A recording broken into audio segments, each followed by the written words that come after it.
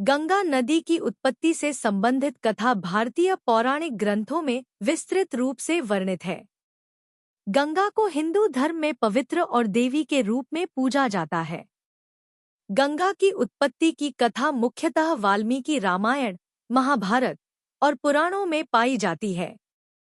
गंगा की उत्पत्ति की पौराणिक कथा। राजा सगर के 60,000 पुत्रों की कथा इस संदर्भ में सबसे प्रसिद्ध है। राजा सगर और उनके पुत्रों की कथा। राजा सगर ने अश्वमेध यज्ञ किया, जिसमें यज्ञ का अश्व, घोड़ा, इंद्र द्वारा चुरा लिया गया और कपिल मुनि के आश्रम के पास बांध दिया गया। राजा सगर के पुत्र घोड़े की खोज करते हुए मुनि के आश्रम पहुंचे। उन्हें लगा कि कपिल मुनि ने ही घोड़े को चुराया है। उन्होंने मुनि का अपमान किया। क्रोधित मुनि की दृष्टि से सारे पुत्र भस्म हो गए। गंगा को धरती पर लाने की आवश्यकता। राजा सगर के वंशजों को यह बताया गया कि उन आत्माओं की मुक्ति तभी संभव है जब गंगा का जल उनके भस्म पर डाला जाएगा। भागीरथ की तपस्या।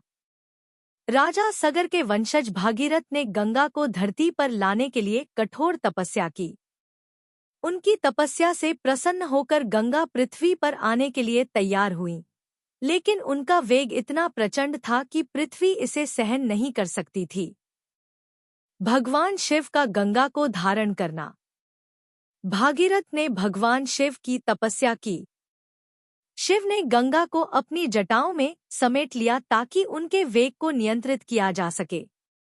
इसके बाद गंगा धीरे धीरे पृथ्वी पर प्रवाहित हुई।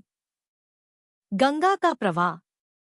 गंगा ने भागीरथ का अनुसरण करते हुए उनके पूर्वजों की भस्म को पवित्र किया और उनकी आत्माओं को मुक्ति दी।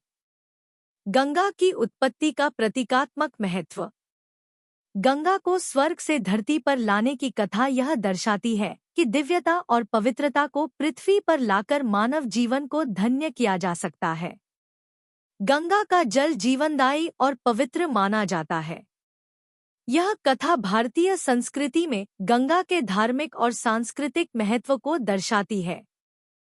गंगा नदी की उत्पत्ति से संबंधित कथा भारतीय पौराणिक ग्रंथों में विस्तृत रूप से वर्णित है। गंगा को हिंदू धर्म में पवित्र और देवी के रूप में पूजा जाता है।